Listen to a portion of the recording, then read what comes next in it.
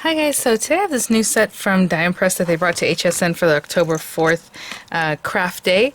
So they did send this item free of charge from our review, and of course all opinions are my own, and any links in the description box will be affiliate links, which means I'll make a small commission if you purchase items to those links.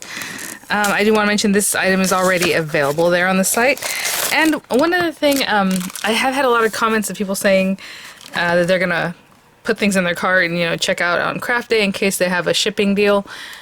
HSN is having free shipping on orders over $75 all month. They started, I think, mid-September, so all of October they'll be doing it.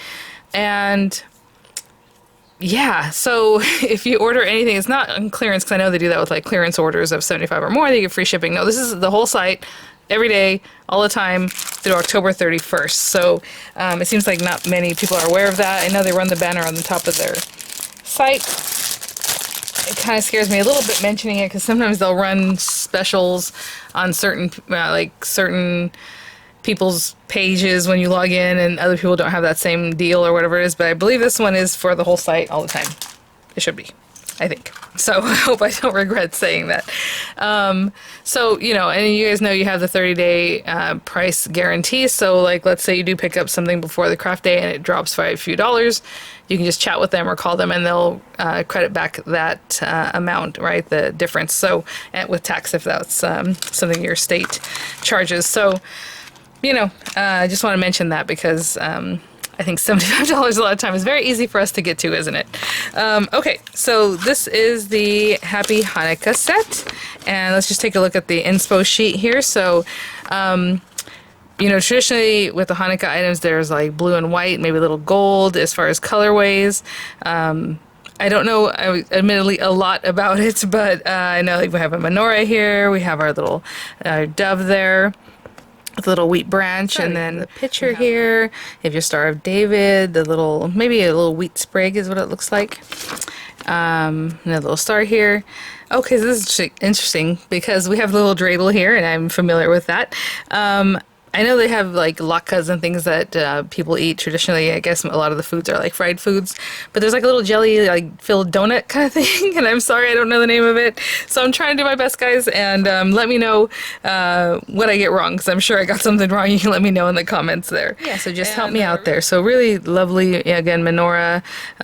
Wishing you peace this Hanukkah. Happy Hanukkah, love and light, and may the festival of lights shine down upon you. Really pretty. I mean, look at how sweet. So we have the dies here in a really nice size. Let me grab this to measure, like the size of this really nice menorah here. It's like almost 3.5 inches tall and about 2.5 inches wide, and then you can see the other items are, a little smaller than that. I love that it has for the dreidel and everything else the dies for them. The little picture there, really sweet. Cutting folder, of course, that's for the marquee, but these dies will go through any machine that cuts thin metal dies. And look how nice. So in the image there, some of them you can't really tell how large they are. That's really nice sizing there. Happy Hanukkah. Again, we read those over. There's our menorah. That one's more of a stamp, where the die is for this guy over here. That's the stamp that's like more decorative. Really lovely.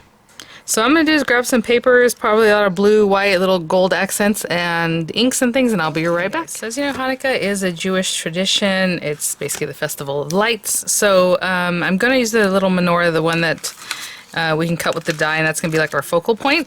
And I have this 4x6 card base, so it is, if you're going to make your own, 6 inches tall, 8 inches wide, scored at 4 inches. I'm going to stamp on this paper for the menorah part. I have this beautiful just shiny gold paper. It's cut at 3 7/8 by 5 7/8. Sorry, I was thinking 6 inches, a little bit less. And you can always cut the center part out if you want to use it for something else. For right now, I'm just going to go ahead and layer it up.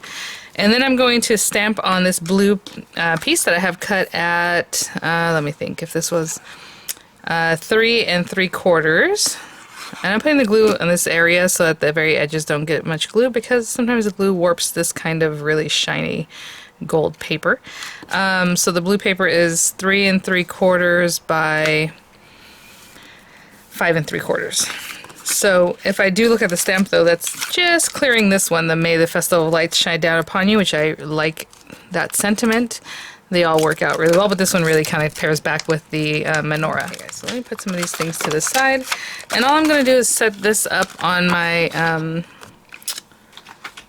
my stamp positioner, so that sometimes takes me a second because I have a ton of magnets, so let me do that and I'll be right back. Okay, so I have my stamp here, and I know it's right to the very edges, so actually maybe I'll move this over just a little bit because I want to be able to really place this here, and then just to kind of have an idea of how big the menorah is. Okay, so maybe I'll bring this up just a little bit like this, and I'm just kind of looking at that, making sure it's straight.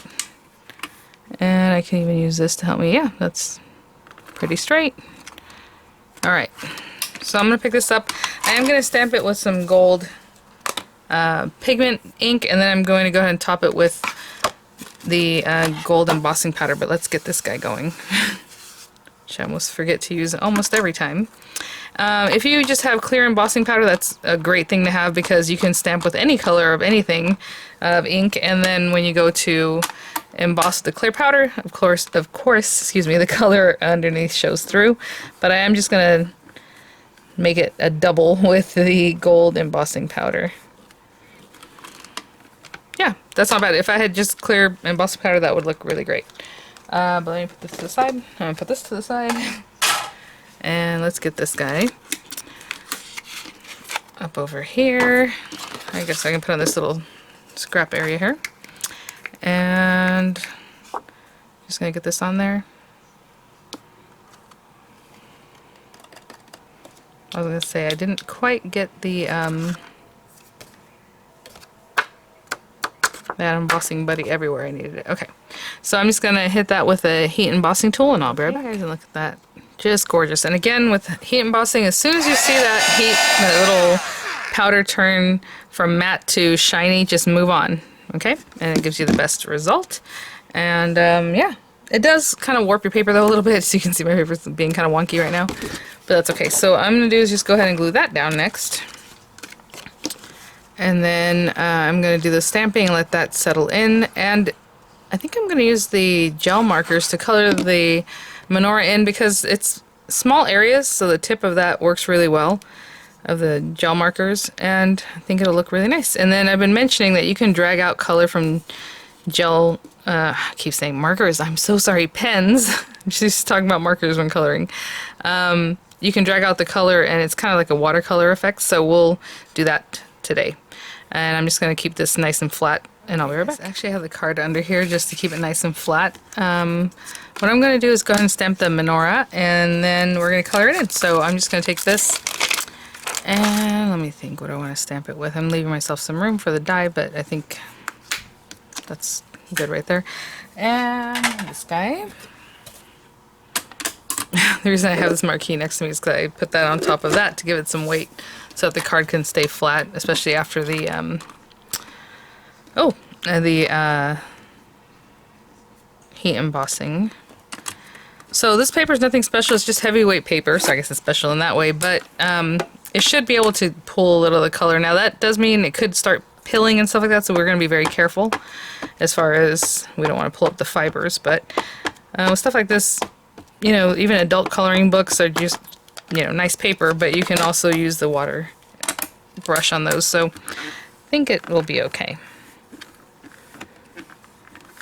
Acrylic stamps here, so firm, even pressure. I did miss a spot, so let me do that again. I also want to put this on here anyway.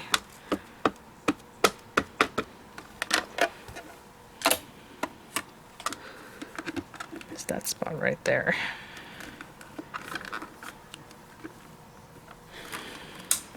Alright, I'm gonna let that dry, and I'll grab my large capacity gel pens, and I'll be right back. There's our card base.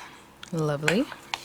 And then here, what I'm going to do is I really, really love this gold. So I'm going to start with this gold, and I'm going to color the menorah completely gold. I'm not going to use the water brush for that yet, but I'm just going to come in here and just color in all our little leaves, okay? And I'll be right back. Okay, so just finished those. And what I want to do with the water is the candles. I want to color them in like blue. Oh, maybe this blue. Let's see. It's a little bit light. No, it's just a little bit deeper, so I'm going to use this blue. And the technique, so what I'm going to do is have a water brush ready. And I'm just going to put a little bit of color down up here, just kind of scribble it in. And then with the water brush, just kind of drag the color out. So it's just a little more artsy looking on the candles. Can you see that? I'll do another one. I'll get a little bit closer, and I zoomed in so fast I don't want to make you guys not feel well, so I'll crop or edit that part out, but there we go. How pretty is that, right? So I'll continue with all the candles being blue, and I'll be right back. Okay, I love that. It's so pretty. And I never squeezed this once. It's just the humidity, the wetness that's on this that's helping out. So a lot of times water brushes, less is more, right? And then, let me see. I want the candle itself probably a little orange, a little yellow. Oh, we have the metallic colors. Do I go metallic or milky? Probably not milky. So let's grab the orange and what I would consider yellow, maybe. Excuse me. So another thing you can do with gel pens is kind of blend colors. And so you just go in with one and then right into the other, you know. And you can kind of keep going back and forth if you want it to blend even more, or also use your water brush, right? So I'm just going to start down there, and I don't know if you can see the difference in the tone there. Sorry, I was a little bit out here. I'm going to do a little more of the orange. So I kind of just start where the gold was and pull it up, or where the orange was, excuse me. So that's what I'm going to do. Just a little different here. And that's it. So I'll be right back. Okay guys, I just finished that up. And so we have the gold, we have the blue, we have the variation in color on the flame there. It's very pretty. And what I'm going to do is just take this guy, and if I can see through it really well, I'll just run it through. But if I need to do something a little bit different, I will. I will do that too. But let's see. So that one, you're able to see it through there. I know this isn't quite dry yet, I don't think. It might be. I literally just finished. But as you can see everything through there pretty well. So I'm looking at all these candles up here and kind of where they're at. But at the same time, if I want to be a little more accurate, I can just grab a scrap piece of paper and... I was going to say, do I want to... No, it's okay. If you're going to do a drop shadow or something like that, then you should get a piece of paper that would drop shadow with that. And then you can just use that for your little guiding window. But for right now, I'm just going to cut this piece. And let me back up just a little bit. It's so warm here in Southern California. We're thinking about, you know, Hanukkah traditions and Christmas and things, and it's like, we're not quite there yet. Let me run this through, and I'll be right back. After I run that through, let me just pop this out. Very good. And now all I do is open this up and leave it hinged. We don't want to remove that. The whole point is to look through that to cut our piece, and you can see pretty much where it's going to cut, and it'll be pretty accurate. I mean, sometimes it'll move, so obviously you don't want it to move too much. But what I like to do is put as much tape as I can to tape it to the paper underneath, plus the die at the top. Maybe another one up here. Okay, I'm going to run that through again, and I'll be right back. See how I did. Oh, let's see here. Ooh, I think this moved a little bit. That's why I ended up going through 2 layers of heavyweight paper, but look at that. Wow. That's so nice. I love the way they use the die to actually make it a lot more finer in the middle there. Okay, so I'm going to put some dimensionals on the back of this, and I'll be right back. I have some strategically placed dimensional adhesive here and there at the very top behind the candle at the bottom. Oh my gosh, how gorgeous is that? So thanks for watching, guys. Thank you so much, Die Press. I know they've been doing a lot of different traditions and cultural traditions and things, and I really appreciate it. That's awesome. Thank you so much. Thanks for watching, guys. I'll have images coming up. I'll have the links in the description box. And if you have any info to teach me about Hanukkah, I would love to hear it, your family traditions. I love especially things that have to do with like eating, right? So your recipes or things that you'd like to share, please leave the info in the comments. I would love to read them. So thanks, guys. I'll see you guys at the next one. Bye now.